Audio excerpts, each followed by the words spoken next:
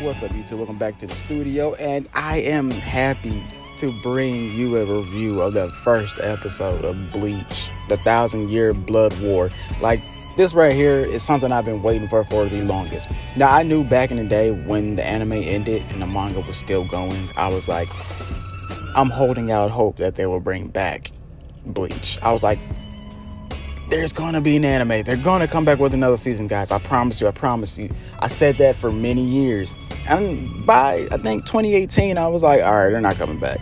But then 2 years later, they announced, oh, they're coming back with this whole 1,000-Year Blood War arc, which is gonna be amazing. So, give you a little history of me when it comes down to me and this arc.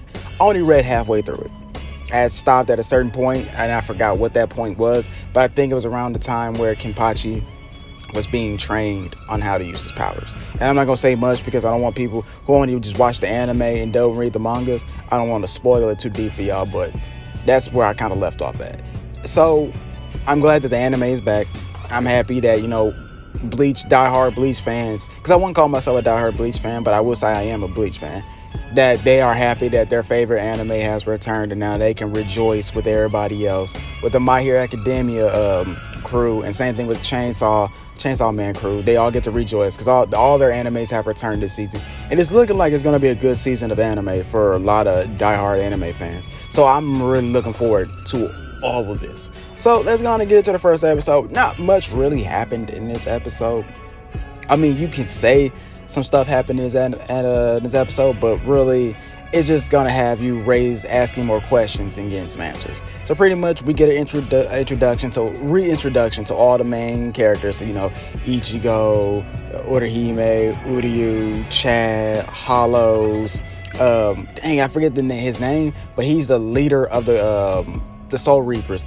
We get to see him again, and we all know that something's about to go down, because at the beginning you see that a Quincy charm pops up. So after Ichigo and his crew take down these Hollows, because there's 2 Soul Reapers in Katakura town right now, and we don't know why they're there.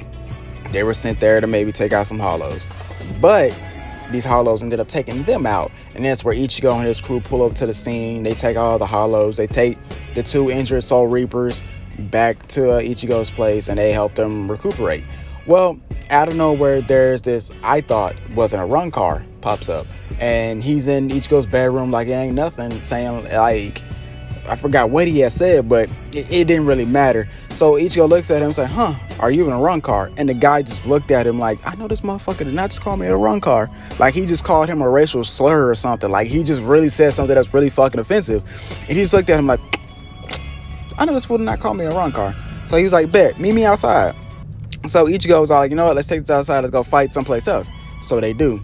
So Ichigo gets to asking more questions like, okay, who are you? What are you supposed to be? Are you like a run car that that's hanging around and all that jazz? And then he was like, no. Then he pulls out his little charm. And that's where Ichigo was like, wait, hold up, wait a minute. Since when a run car can be a Quincy?